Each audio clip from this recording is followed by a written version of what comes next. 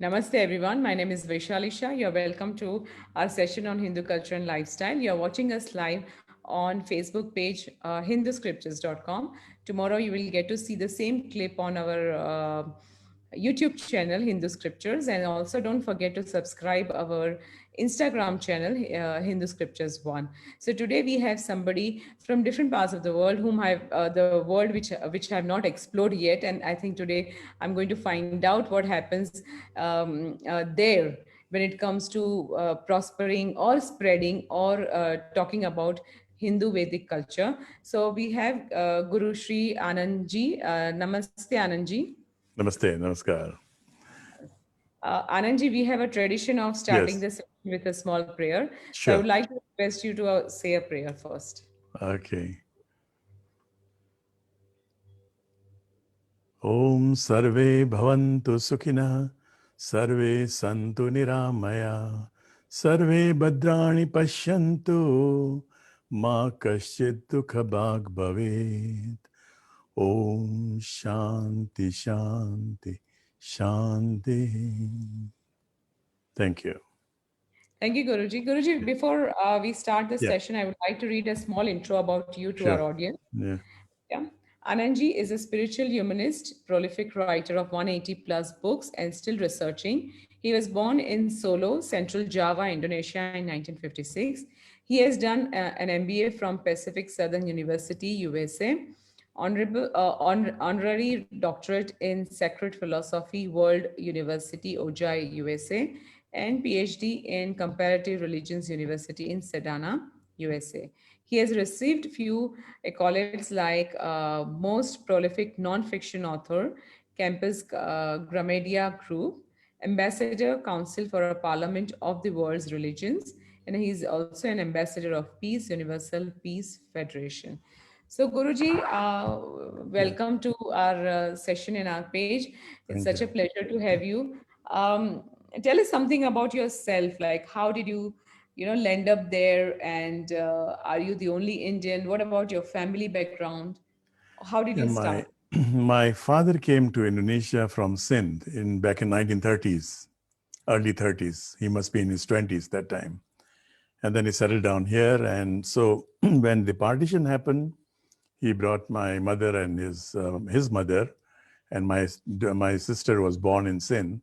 So they moved to Indonesia, the whole family. So practically, neither my father or any of our family went to India after partition. We all were in Indonesia. I was born here.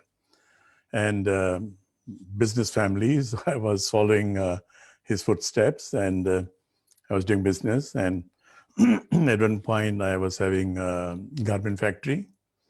And then I was dying of leukemia.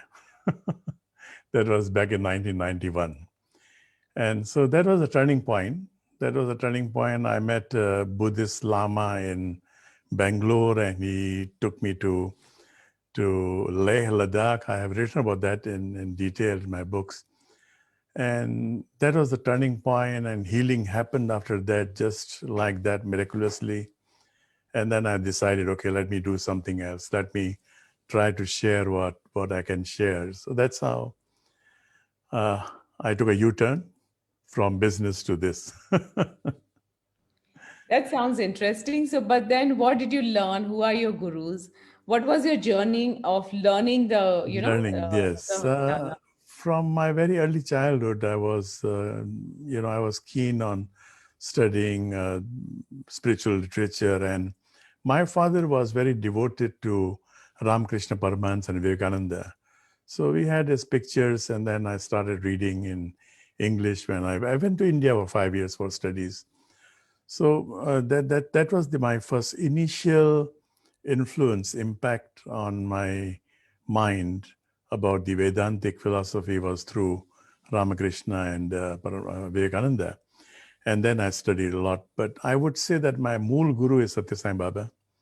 He was a great impact on me, and I was very much involved in the activities for many years, almost 15, 20 years. So that's how it's. But I met many gurus, and I've been influenced by a lot of them, by Chinmayananda, by Swami Chinmayananda, by a lot of gurus, including Osho, controversial one, and Mahesh Yogi of TM. So I learned a lot from all these gurus. So then, why did you choose yoga? Because I think you are primarily you are teaching yoga there to Yoga and Indians and meditation. both. Actually, we So started with meditation because that's how I got healed, through oh, meditation. Yeah. So I was propagating that. And then, of course, yoga, you cannot separate yoga from meditation. You cannot separate meditation from yoga. The big umbrella is yoga. So that's how we started giving yoga classes. And of course, our emphasis was always that yoga is not only asanas. Nowadays, yoga is identified with asanas. So from day one, from 1991, we have been emphasizing on yoga as a way of life, where you have all these branches, Raj, Bhakti, and Karma Yoga, and all are being practiced in the ashram. so how do you teach? What do you teach in the ashram? Who are your followers? Yeah, we have got many people now. Almost all our centers, we have got three main centers in Bali. In Bali itself, actually, we have got one, two, three, four centers. And then in Jakarta and the West Java, and also in Yogyakarta, where the largest Hindu temple is still there, Prambanan. So we have got quite a few centers. And before COVID, of course, I was traveling. Now, this last 1 year, I am staying in Bali. But our main center actually is in Jakarta. And second one, I would say, in Bali. In Okay. Jakarta, yeah. People who are coming are from diverse walks of lives, people belonging to any faith, all are welcome. So, and of course, there are certain classes like in Bali, where majority are Hindus. We have certain classes for Vedantic philosophy and all that. But otherwise, yoga and meditation are being offered to all people. Okay, so in within yoga and meditation, there are a lot of things like we have transcendental, we have vipassana, we have other style of yoga, we have dhyan. So, Yeah. what exactly is your core strength, and what do you teach? How do you teach that? Our version of Vipassana. Our version of Vipassana, in a sense that I studied Buddhism quite, in depth. And I was also working in Japan for some time before all this happened. So there I had a chance to study more about Zen and other philosophies there. And I found out that Vipassana, as Buddha taught, was Vipassana, he used it as generic word, go within. He did Yeah. not really give any fixed method. Of course, he gave method of breathing and all that. So based on that, yes, we have developed, because I also saw that the needs of the present society was also being addressed by gurus like Osho, Hmm. where he's putting a lot of emphasis on catharsis, how to take out all the dirt from you. Now, if you give somebody vipassana directly, they may develop a kind of ego, a new kind of ego, that I have reached certain state. So first of all, let go of all the dirt that is within, and then you go deeper. So we have based on my own experience, we have created something like 200, 250, 300 different techniques. But again, all these techniques, there's nothing new under the sun. All are from either yogic philosophy or Vigyan Bhairav Tantra, for instance. There is I feel that is the textbook for meditation with 112 techniques there. So all the techniques are there. It's just a matter of how you present it. That is very true. But Yeah. then nowadays, because we have Mhm. so much of stress and all, Yeah. what kind of technique do you recommend, and do what they should learn? Because Yeah. my purpose of I have watched your videos, and I really felt that you could help our audience as well Yeah. when it comes to de-stressing Yeah. themselves because of COVID and also for a lot of other Yeah. reasons. So, what do you recommend, and It's how? yeah. Actually, Osho was trying to elaborate upon what Jung and Freud was saying, that we need catharsis. Now, this Hmm. word catharsis is very common in the field of psychology, but nobody has got the technique. Jung just says catharsis. Catharsis means when you're angry, you just throw it out, just get angry. But it's not solving the problem. It's not solving Right. the problem. You create another problem. So we cannot follow Jung in that catharsis. What Osho did was how to throw this out without hurting anybody. So Hmm. he went back to the old philosophy of certain breathing exercises, certain pranayam, like a variation, a whole variation of Kapalabhati or Hmm. some other pranayam. All these are very, very powerful techniques for catharsis. So those That is those so true. techniques we are using, yes. Okay, so but then how about elevating that level of consciousness within us? Tell us something because you have developed your own technique. I would like you to describe some of your techniques to our audience so that they know what are Mhm. the possibilities. Though they come from our Vedic Yeah, scriptures only. yeah, I mean, as yeah, you said, there's yeah, nothing new. But please give us some more idea about it. yeah. Like first of all, I one of our techniques that is a must. We give it as a must for everybody who is coming to our ashram. First of all, is to start with what we call rapid breathing. Breathing, shallow breathing. And by shallow breathing, you are taking out a lot of carbon dioxide and you are actually detoxing your brain. And some of the doctors, neuroscientists, have done research on our techniques. In fact, one university, a Christian university, has done an in depth research on our techniques. And they gave us their findings that all these techniques have been working with their students. So these kind of techniques given in a small proportion, not very, in a very small proportion for 2-3 minutes are enough. But it has to be consistent from time to time, say twice a week or so. And then we allow them to take out all the stress that they have. It either with hand movements, you stretch your hand, stretch your body, or with screaming, just scream out. And for screaming for about 3-4 minutes, you feel very light after that. But all this should be guided. We always tell them that you have to learn this under guidance. Actually, they are on YouTube also, some of them.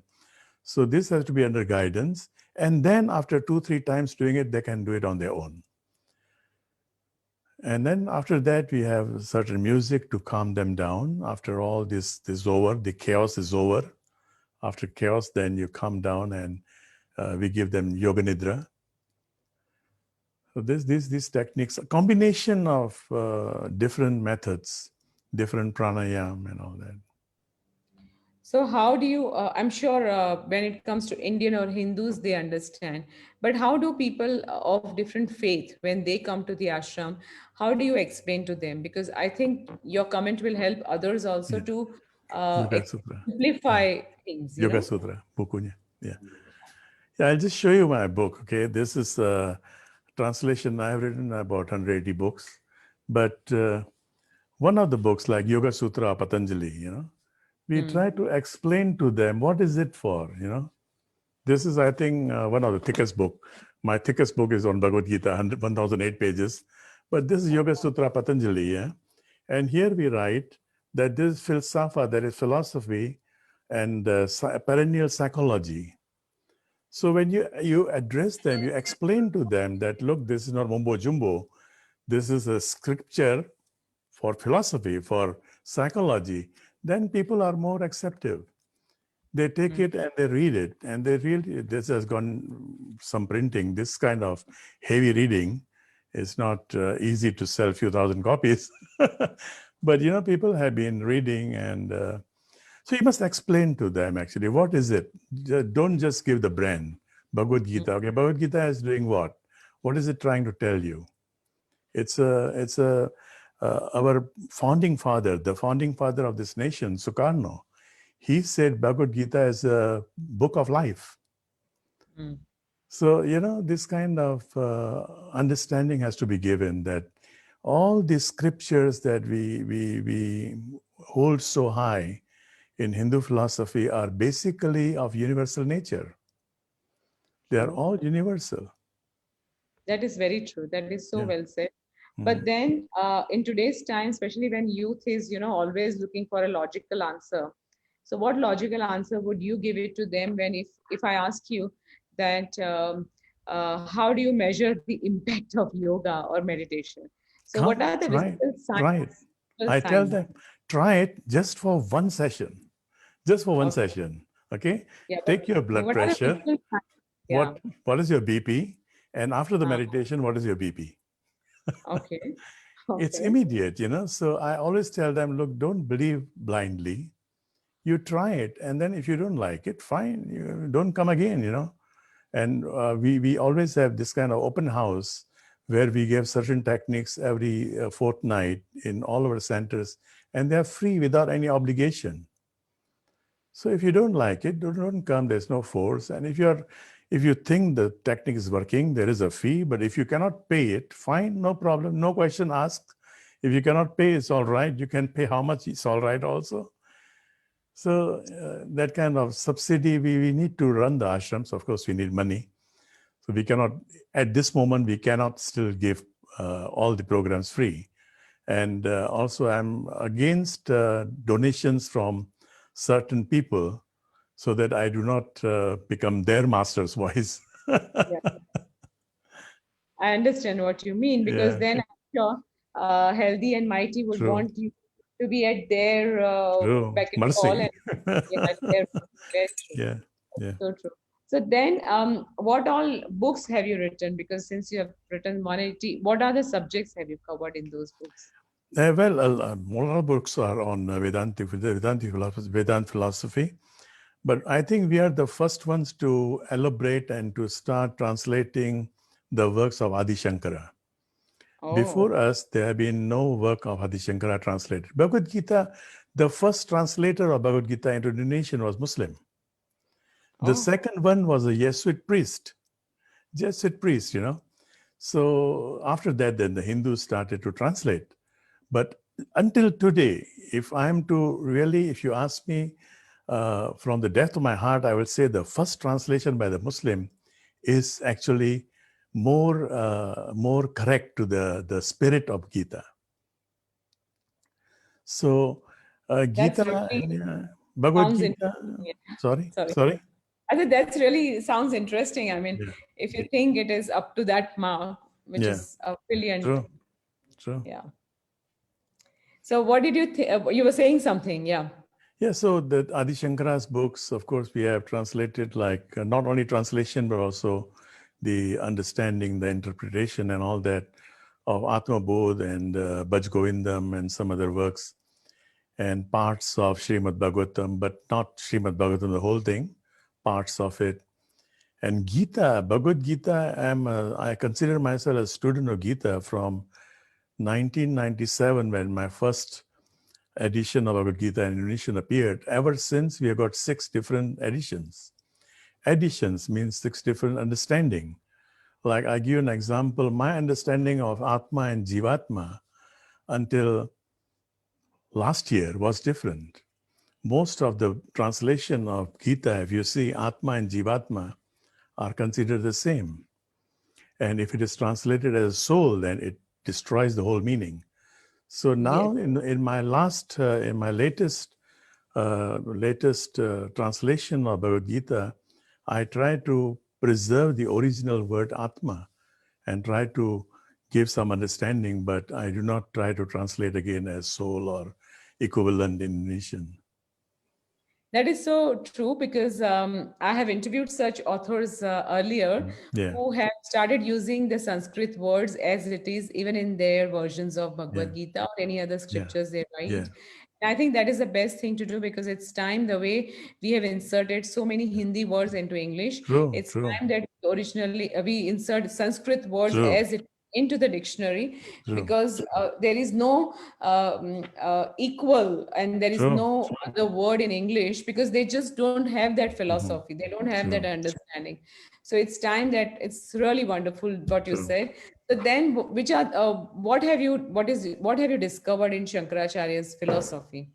So Well, this what do you teach? there? Yeah, I was getting more interested in Shankaracharya because we have got more than 1,000 years old stone tablet where the king of Srivijaya, Sumatra, one of the islands, one of the major islands, he has commissioned that writing on the tablet. It says that I am so blessed today to receive a direct disciple of Adi Shankara. So one of the direct disciple of Adi Shankara apparently had come to Sumatra, and this is 1,000 years old tablet. And then it's also said that he wanted to have the Sri Chakra. You know, the Sri Yantra, Sri Chakra, it was lost in India. And they wanted to have it, to have a copy of that. I don't know in which form, it is not written. And we presented the Sri Yantra to him. And he brought it back to India. And then, of course, again, in my meeting with Dalai Lama, I was also, before that I knew it, but Dalai Lama emphasized upon it that 1,200 years back, one Bengali Pandit had come to Sumatra to learn meditation. So it's vice versa, not to India, but from India, from Bengal coming to Sumatra.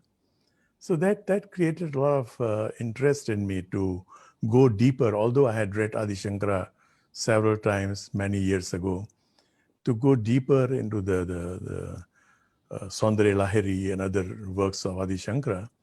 And then I found, yes, there is so much of similarity.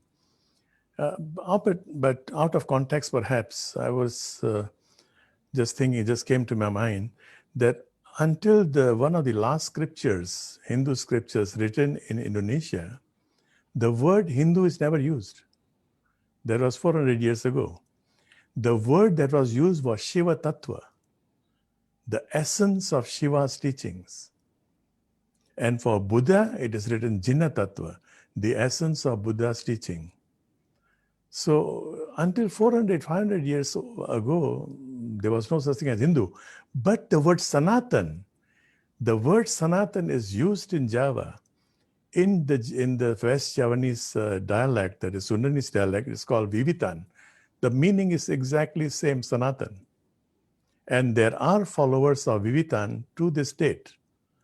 There are thousands of people, maybe altogether there could be 10 to 15,000 people who believe that they follow this from their ancestors.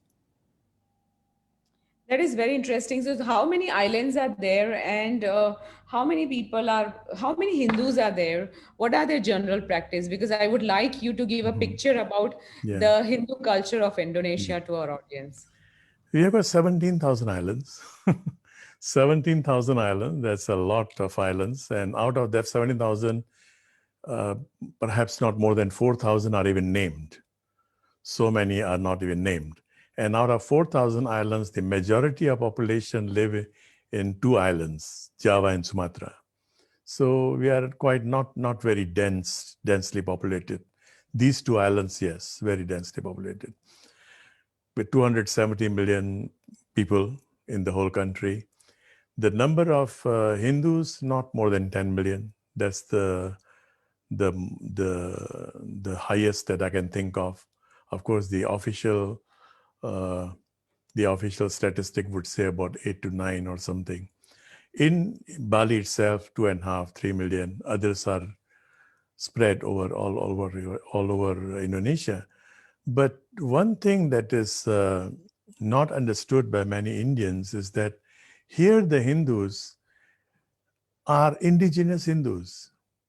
They are not Indian Hindus, and they are not even like Nepali Hindus with some Indian roots.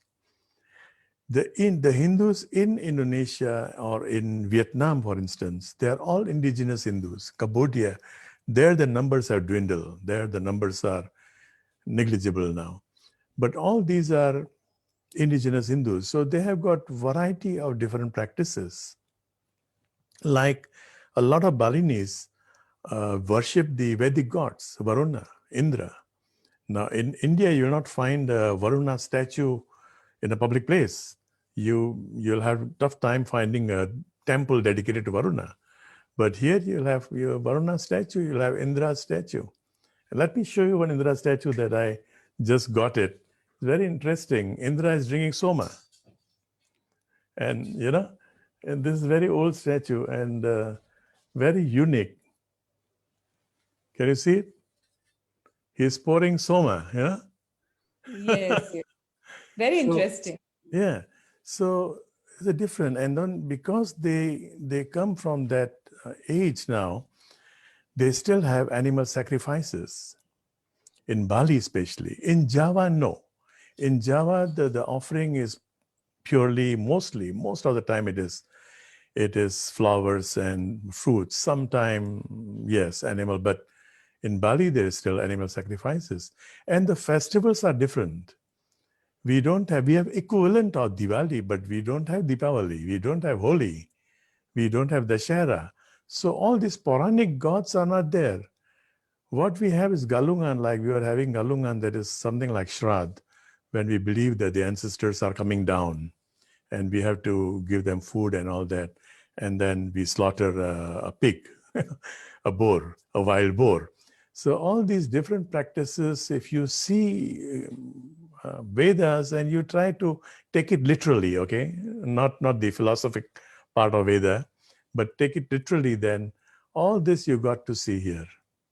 All these yajnas where the animal sacrifices are made, and so they have different varieties. In Java, the temples are built in a very different way than in Bali. Although the distance is only 1.5 hour by flight, but still the temples are totally different architecture. That is very interesting. So I Mhm. think maybe they have got that old influence of Vedic culture. True, It true, was pre maybe all these gods who we true. worship in India now. Because I think now I think in Indian society we Yeah, pray more to Shiva and Krishna and Ram yeah. or Shiva's family. I Trimurti think is popular here. Trimurti, Shiv, Brahma, Shiva is popular. Brahma, Vishnu, Shiva. Ganesha is popular. And of all the Devis, Saraswati is very popular, more popular than Lakshmi. And we have a different version of Lakshmi. We call her Devi Sri with a paddy in her hand because agricultural society. So she doesn't have guineas and coins, but she has a paddy. Different ways of depicting God based on their culture, their norms in society. That is very interesting because you Mhm. said they're indigenous Hindus. So that Yes, means they have their own practices, but they are very much called Ved. So what do they call themselves? Because Hindu word, as you correctly said, exactly. yeah. So what do they call And this themselves? is interesting. The Javanese will call themselves Kajavan. We are people of Java. We follow the norms of Javanese society. The people in Bali call themselves Balian. Before Hindu word became popular and was accepted in 1950s, only 1950s, very recently. Before that, the Balinese were calling themselves Balian. We follow the Bali tradition. We follow Tirtha. We follow the holy water. And holy water has a very special place for them. And in Java, it's the norms of Javanese culture until today. They call themselves followers of Kajavan. It is just like Hindus in India calling themselves Indian. What is Indian? Indian means Hindu. Hindus. Yeah. You can be Supposed to following any religion, you are Hindu. be so. Coming from Right. Indus, all the countries beyond Indus are all Hindus.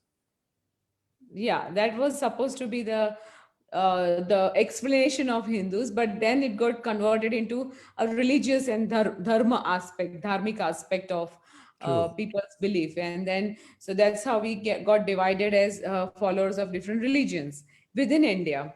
So Yeah. that we understand, but then how do they? Like for example, what kind of rituals they follow? Are they same as Vedic yagna? Because I'm sure they also must be having their True. way of doing yagna. True. How do they perform wedding rituals? Very similar. There are a lot of similarities. A lot of similarities with, for instance, in Sumatra, you find a lot of similarities with the practices in Bengal, Orissa, and some of the practices are even very similar to Punjab, that part of India. And then when they use this ganta, The Ganta design is very similar to Tibet with the Vajra style and all that. So we have amalgam of so many different things here. And of course, now the majority of Indonesians are Muslims. So 80+% are Muslims. We are the um, Muslim majority country, but we are not Muslim country. The motto of Indonesia's republic is belief in one God. So you can believe in any form of God. As long as you believe in God, you are protected by society. That is the motto, okay? What is happening is a different story. But that's the motto. But that's very good motto. And so some people who are still practicing these kind of rituals, which are very much derived from Vedas or from their own scriptures, because we have got our own scriptures here. 7 of them were translated by one Jansangi who came to Indonesia in 1950s, and my father was interpreting for him. Dr. Professor, my God, I forgot the name, Professor Raghuveer, whose son, Lokesh Chandra, was the president of ICCR until last year or so. So they came down here and they found these scriptures. These scriptures are written in Balinese script or Javanese script, but the language is very close to Sanskrit. So that is also another thing that we have to understand, that Sanskrit as a language may have been there for a quite long time, but Devanagari script, what we call Devanagari now, how Sanskrit is written, came much later. There should be some other scripts there, Brahmi script or so, because most of the scripts here, the ancient scripts, are very close to Pallavi, to Pali, not to Devanagari. So Devanagari could be a very recent development, few thousand years old, not more than 2 in my opinion. And before that, Sanskrit was spoken language written in different scripts, Brahmi and other scripts. I was about to ask you that what language you have and whether it is influenced by Sanskrit or not. Oh, yes. It is, Yeah, it is. it is very much influenced by Sanskrit, by Prakrit languages, not only by Sanskrit, but by Prakrit languages. Vakratunda Mahakaya, Tunda is the trunk, right? What do you call it? Not the trunk. What do you call this? उसका जो गणेश का जो है वो, yeah, Sort of, उसकी सूंड. Yeah, yeah, सूंड. tusk, whatever it is. But Yeah. now in Prakrit languages, it is called Sund. I don't know. Are you from Gujarat originally? Or? Yeah. Is there any word Sund in Gujarat? Yeah. That's what I said. It is Sund. Yeah, Sund. So we have got Sunda, from Sund to Sunda. I think 50 or 60% of the words are from either Prakrit or Sanskrit. And Sanskrit came later. So Prakrit languages, which includes Gujarati, Punjabi, Sindhi, Marathi, Awadhi, and all these languages together are Prakrit languages. Yes, we have lots of influence in our language from there. So you mentioned about scriptures. So what scriptures are you talking about, which are written in We have Bali? different scriptures. Let me show you some. Yeah. Yeah. We have different scriptures, like I'll show you 3 of them. Can you read this? Yeah. I have retranslated this is Vritti Shasan, Tattva Sanghyang, Mahagyan. And then we have got Sara Samuchaya. These are in 3 volumes, big volumes these are. Sara Samuchaya, Shlokantara, Sevak Dharma.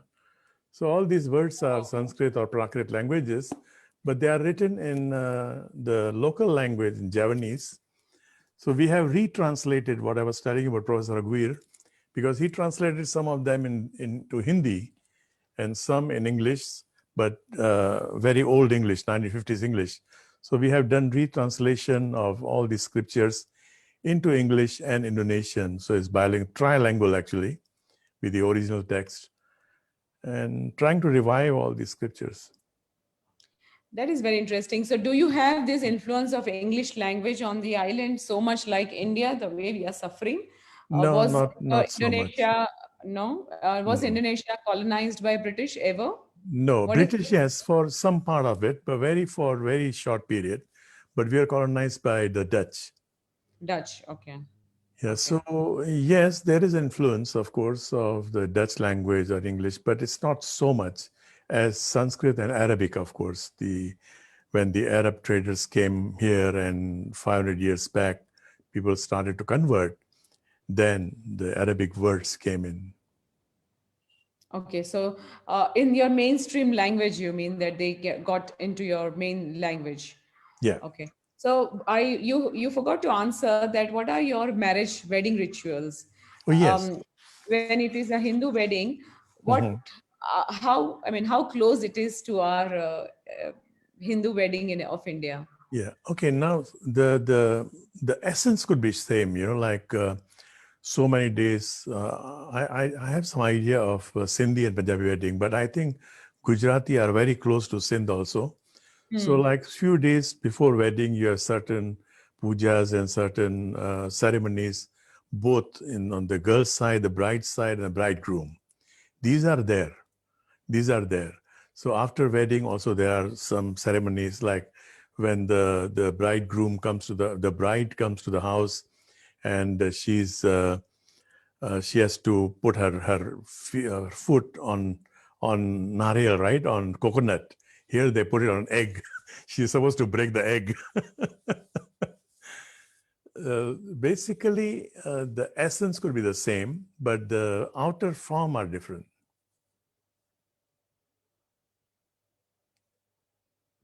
Hello? Sorry. Yeah. Yeah. Any Okay. problem? No, Yeah. no, no. It's So connection. Yeah. the outer form could be different, but the essence is same. These are among people who are still following the original, what they call the original kepercayaan, the original faith of indigenous people. Although they don't call it Hindu, but they are all Sanatani. Okay, so that sounds very interesting. You also mentioned about animal sacrifices. So, I mean, is there any way you can stop it, or is there any kind of people who are trying to stop it? Because this was a very old practice, and I mean, in India, lots of people have already outgrown it. I mean, they have understood that animal sacrifice is not the answer to a lot of problems. So, what is the view about others about? I mean, this particular thing. What do you think? I would like not to speak about this. I Because understand. let me tell you that recently there was a group like Hare Krishna movement. It's a huge movement. But when they started doing this, they got people got annoyed. Oh, is it? So yeah, Okay, yeah, because vegetarianism is the core of Hindu or Vedic exactly, culture, exactly. and I personally stand for it. I mean, I promote that in Kenya, and I've done hundreds of such seminars and book True, distributions and spoken to so many students to give up, meat. Because I true. mean, I live in a continent which is a highly meat eating Right, continent, and right, it's right. not that easy. But then they understand and appreciate because they know that it is not healthy at Yeah. the same time. And Those I think people who India, come to ashrams, those yeah. people who come to ashrams, not only our ashram, but a lot of other ashrams also, ultimately they become vegetarian. Although we don't force them, we don't tell them. But when they see that this is more healthy and it makes more sense, and they become vegetarian on their own. So that is a plus point. That is a good promising thing to happen. But otherwise, yes, mainstream Hindus, they are still meat eaters, and there is animal sacrifice. Okay, so we have other system of caste. This the in the society. Do you practice that in Indonesia as well? Sorry, this is what did you We have this caste system. cast? Like Yes, I feel yes. particularly, I feel it is a great system. But what do you think Mhm. about it? Yeah, I would say the same thing that everybody is saying. We didn't have any caste system until the British came. Right, So what we had was Varnashram, and Varnashram is totally different story. It's based on profession. And if you right. see most of the Vedic rishis, those who got the revelations of Vedas, of mantras, they were all Kshatriyas. They were not Hmm. even Brahmanas. They are not. Vishwamitra was Kshatriya, and all our avatars are not Brahmins. Avatars are Kshatriya. And Vyas, who is considered as Jagat Guru, I was writing on him, Jagat Guru. He was a son born out of wedlock, but we still respect him as Jagat Guru for his what he did, not for because of his birth. So we didn't have all this kind of thing. But here somehow the system is there. Okay. Yeah, and this is one of the reasons that a lot of things are happening. But again, these kind of things we cannot speak in public. I'm sure. Yes. The idea is, no, the reason I'm asking you is I want people to understand Yes. that originally what it was and how we have got Oh, perverted yes. on the name of Yes. caste discrimination, caste system, caste issues, intercaste marriages, Yeah. and lower and upper, Mm, that category mm. which was a direct gift of British to us. Yes. Because Yes. earlier, Yeah. Brahmins were never rich. So I have never Exactly. understood how come they became the oppressing one, how come they Mm, became the head, because they mm, were never rich.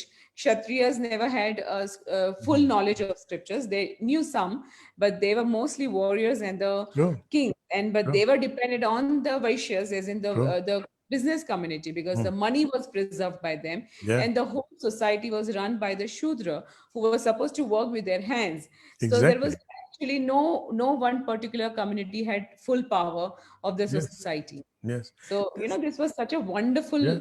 way of keeping and Hmm. running True. a True. world, actually, not society or not Yeah. only India, but the world for Hmm. centuries and for Yeah. millions of years. Yeah. We So have I been. understand, but it's not happening currently. We have been writing a lot. We have been writing a lot. I am contributing to some journals also, and in my books also we have been writing. And in fact, this whole thing is more of a political thing now with Dalit and Dalit. What is Dalit? Dalit is oppressed. Now, somewhere, someone who is oppressed is Dalit. He can be Brahman, he can be Vaishya. If he's oppressed, if some atrocities or something is inflicted upon them, they are Dalit. Everybody can become a Dalit. Dalit is not a particular community. So we have been writing on this and we have been trying to give some understanding. It has been slow. It has been slow, but we don't stop. We keep on doing this. That's wonderful. So one of the things which you mentioned is in other philosophy, like you have written more than Bhagavad Gita and Shankaracharya's philosophy. So what more have you touched upon in your books? Because you have 180 Yeah. books. Meditation from very different angles, meditation from Sufi angles. I think I've written more than 10 or 12 books on Sufi tradition, meditation in Sufi tradition, especially those Sufis who are not known so much in Indonesia, like the Sufis from Sindh, who are, I would say they are Vedanti Sufis, or somebody from Punjab like Farid Baba, and so many bhaktas there from other places also. So those books, and again from other tradition, from the Chinese tradition, from the Buddhist tradition, from the tradition of Lao Tzu, from Zhuangzi, and from other tradition as well. Yeah, Kundalini on many subjects. That's interesting. So, as you said, you usually teach people who come to the ashram. But what about what do you see in the society? As in, are they spirituality oriented, they are bhakti oriented, or they are Vedic rituals oriented? In Bali, they are more ritual oriented, but now, of course, there's a mix, quite a it's an amalgam society, and there are people who are more interested in gyan. So, Mm. of course, they are into studies and all that. But the thing is, we have to somehow bring them together. What is happening now? Those who are into gyan, they say, okay, all these ritualistic people, whatever they want to do, let them do. Fine. But they have to come together. They have to come together. We have to bring them together, and we have to tell them, look, it is not about gyan alone or ritual alone. Everything must come together. Krishna says, I am those bhaktas who are devoted to me, and those who are doing my work, those who are engaged in karma yoga. I love. So Krishna is giving us a wholesale yoga. You cannot separate jnana from other practice, from bhakti and other practice. And bhakti is not only bhajan and kirtan, but it's a way of doing things fully devoted, fully dedicated. In fact, I have been written bhakti for total success, how to achieve total success in your life as a businessman. I have some experience when I was running my own business and all that. So I've been sharing those things also, how the philosophy of Gita can be applied in day-to-day life. That is very interesting. I realize that you're talking about studying scriptures. Do you have Hindu universities? What is the education type? Because in India, we are struggling to have our scriptures as educational material and Mhm. having scriptures in the universities. So, what is the scenario over there? I think we have got about 13 Hindu universities all over Indonesia. Majority of them are in Bali, of course. And then we have got one in Jakarta, one somewhere in the islands, where the Hindus are there. Now, these Hindu universities are, yes, into Hinduism. They are teaching about Hinduism, but they are also teaching other subjects. But because this whole education system is currently decided by the central policy, so we cannot really make some changes, outright changes. But when it is Hindu university, then yes, we have the freedom to teach them anything that is concerning Hinduism. Like, what do they teach? What are the current subjects which are We, taught? for instance, we have a Hindu university here with a faculty on Brahma Vidya. That is the equivalent of theology, because other religions, they got theology. So the Hindu university, they decided to have a faculty and call it Brahma Vidya. And there they have all Upanishads are being studied and other scriptures are being studied. That is good. So, how is your curriculum? Because in your mainstream curriculum, do you have influence of Hindu religion or no? Or As a like, history, as a history, that once upon a time, this country had Hindu kings and all that as history, but not the values. Maybe the values which are still prevailing in the society, but not so much directly, no, not directly? Okay, not so you directly. don't have Ramayana, Mahabharat, or any scriptures directly being taught in the school. We used to have our first president, he said, Ramayana and Mahabharata is not religious scriptures for us. It is our cultural scriptures. So even though Wow. I'm a Muslim, we still have Ramayana, and we have statues of Krishna on the main street in Jakarta. Krishna and Arjuna. We have got Taman Mini Indonesia. There is the miniature Indonesia, a huge park where all the different islands are depicted. And there the mascot is Hanuman. So all those things are into our veins, into the mainstream. Before Amar Chitrakatha came, we had comics on Ramayana and Mahabharata in volumes, 40, 50 volumes of Mahabharata comic.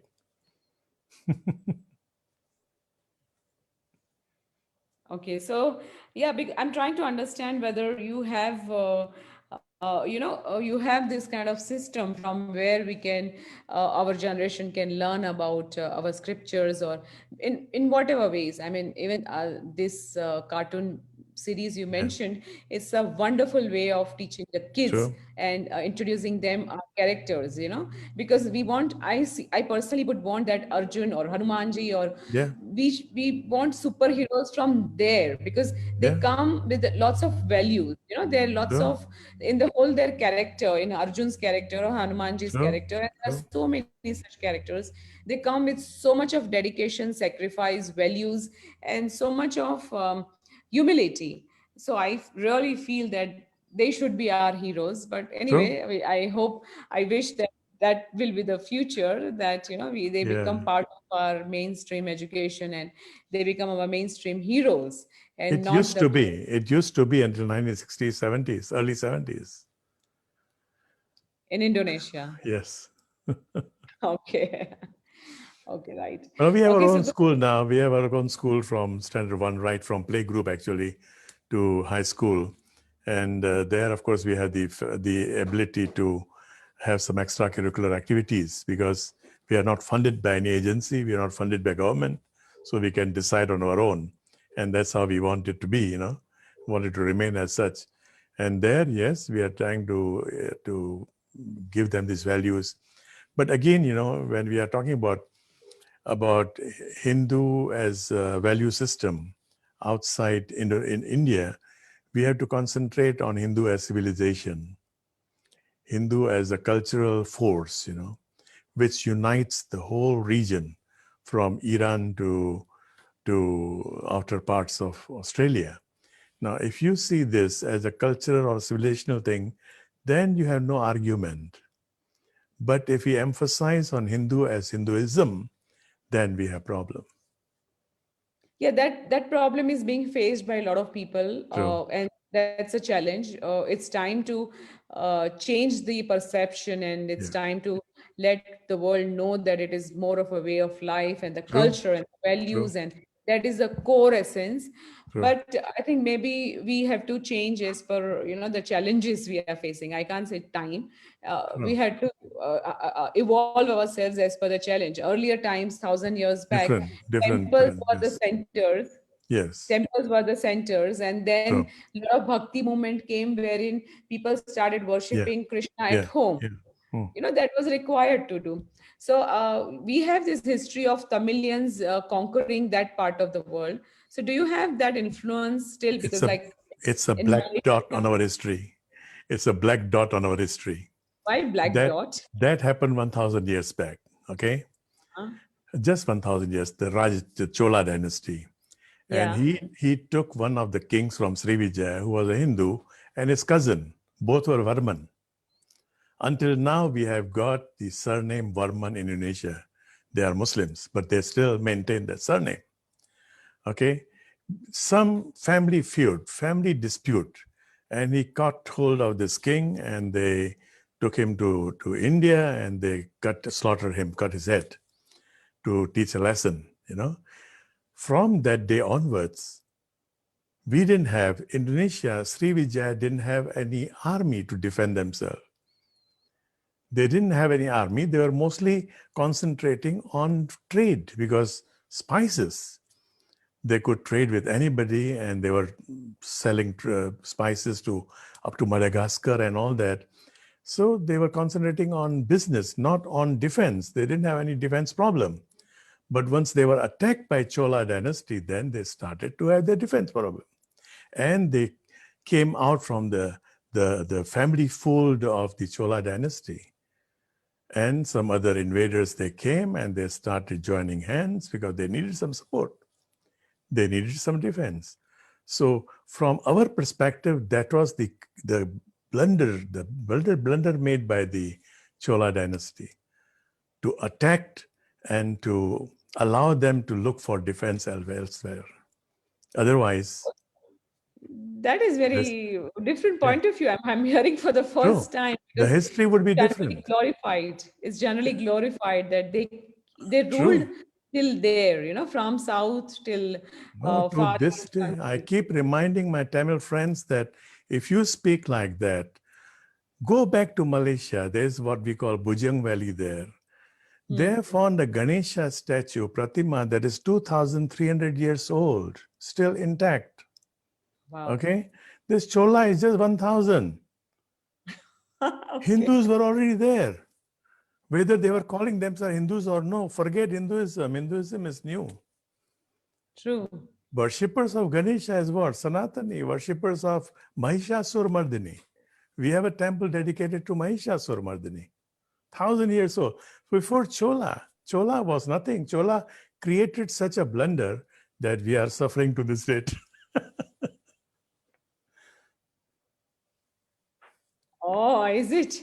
I mean, this is something new. I'm sure my audience also wouldn't have thought in that point of view that True. what would be the impact on the country where they went and ruled. And I'm really surprised. So my last question to you Yeah. is, we see a lot of misconception about Bali and Yeah. Indonesia, more Mhm. because it is more of a touristic country, and Yeah. it's more they consider that to be very modern and all. How is the impact of modern world on youth of Indonesia? I mean, are they getting too westernized, or do they understand and appreciate their heritage? What are the challenges for you? The challenges presently is to make them understand what Sanatana Dharma is all about. Let the rituals be there. Okay, we do not even discuss rituals. Okay, whatever rituals they want to do, fine. Whatever rituals I want to do, fine. I should be allowed to do rituals in my own way, and they can do in their own way. It's a freedom. Okay, fine. But when we come to the essence of Sanatana Dharma, it's one. And that binds us. Whether you talk from Gita or you talk from these scriptures, local scriptures, they are all talking about the same thing. Okay, differences here and there. For instance, let me tell you one thing very interesting. In the Yama and Niyama of the yogic scriptures there, we have got different set of Yama and Niyama. We have got one particular tenet that is avyavaharik. You should not be commercial. You should not be commercializing your knowledge. So we have different sets, but the essence is same. The essence is same. Now, how to make our youth understand this is the greatest challenge, that we inherit such a beautiful thing which has the answers to all the problems faced by the world today. We are not trying to convert people. Let them follow their own religion, fine. Let them do their own rituals, fine. But we, as the inheritors of such a great civilization and culture, we should preserve all these things, and we should not only preserve, not to build a museum around that, but to practice all these values. So this is the greatest challenge. But then I've heard that the Vedic rituals which are followed there are very expensive somehow in Mm, Indonesia. yeah. And that is the reason why people are going away from it. So, Mm. is there any way? I mean, what is a way out? I mean, you will have to tell me that what is a way out? The way out is you come here and let's talk. Well, I maybe, know I'm maybe, asking you very maybe, no, no, politically. maybe I'm serious. I'm serious. We can try to organize meetings in the universities and all that. And let there be people coming here and give them ideas, give us ideas. I consider myself as part of this society, and if there are some ills in the society, then I'm open enough to hear some ideas. So let's have a meeting, not huge conferences. We have had enough conferences. It's not helping at all, because we are trying to convert the converts. We just have huge comfort, and then we talk, and after that we forget. But have an informal meeting to the youth. We can use our ashram facility. Don't spend so much money. Call the youth. Have a talk, heart to heart talk. What are the problems that you are facing? You're most welcome to talk to our students, the school, because they represent the Indonesian society. 70% are Hindus, 30% are non-Hindus. And how they are living together, what kind of challenges they have. I think it has to be more like P2P, people to people, without any interference from any agencies and anything, informal gatherings like this. That is true. So, through Yeah, your audience, I would like to tell one thing, that our Vedic rituals are supposed to be the least expensive, most true. environment friendly, and something which can be affordable to any poorest person. If they are making money out of it, then the people in your country are not doing good to Hinduism. That one thing I would really like to criticize, because now today I have little audience from your side, so I would like to request them to somehow contain that, somehow ensure that they are not being charged so much, whether it is from wedding to cremation, any ritual, doesn't matter. Following that is more important. At times, certain rituals we don't need to invite a Brahmin. You just have to follow at home with basic ingredients like rice and kumkum or फूल है या फिर some prashadam you have. So this is something where the essence is important to maintain, not to have those elaborated ones where you spend thousands of dollars, and then you wonder whether it was worth it or not, and whether you can afford or not, because this is one of the reason people are getting away from Hinduism and our Vedic culture and Vedic Sanatan culture. So I think I want your audience to know, because maybe you can't say, but I can say this, Thank you. that you must cut down. Thank you. Yeah, Thank you you. must cut down. You must ensure that you are not charging. If you are a Brahmin, you are not charging so much. You have a right to earn, you have family to run, but does not mean that you dominate and allow people to get converted and go away from it. So that one request I want to make it to your audience, and I'm sure I cannot be held, against that. Why I am saying this, Thank you. because I come from that land of India where we have seen that even for 500 rupees you can be, you can get your puja done. True. 500 is nothing, which is maybe not even, say, 50-60 dollars.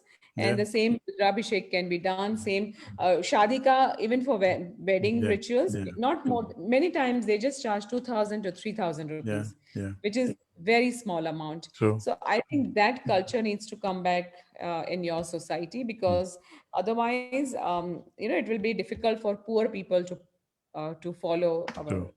dharma. So thank you so Thank much you. for having this wonderful conversation. I'm Yeah. very pleased to talk to you, because even I learned quite a few things from you, especially about Chola Sure. dynasty, what you said.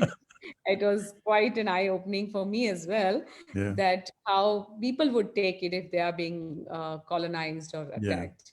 Mhm. Any last word you would like to tell our audience? Please tell us. Well, I think we have to come together, and we have to come together, especially you in Kenya. Of course, more or less we are on the same boat, more or less. Of course, we True. are indigenous Hindus, which is a plus point, a huge plus point. Mhm. And let us focus on that. Once this pandemic is over, I hope we can meet, we can get together. And some exchanges, this is very important. What I had in my mind is on a very informal way, to send some students to your place, you send some students to our place, spend a month or so, because we have a high hope on the students, those who are still, in high school or something, before they are contaminated. Yeah. And then they have different aspects of Hinduism. Hindu is not just Bali, Hindu is not just India. Hindu is also in Kenya. The Westerners are practicing Hindu. These exchanges are very important. True. Very true. That I is think so that. true. I think maybe after pandemic is over, we can think about and Yeah, work on sure, it. sure. Yeah. So thank you. Thank you Okay. so much. Namaste. Namaskar. Namaste.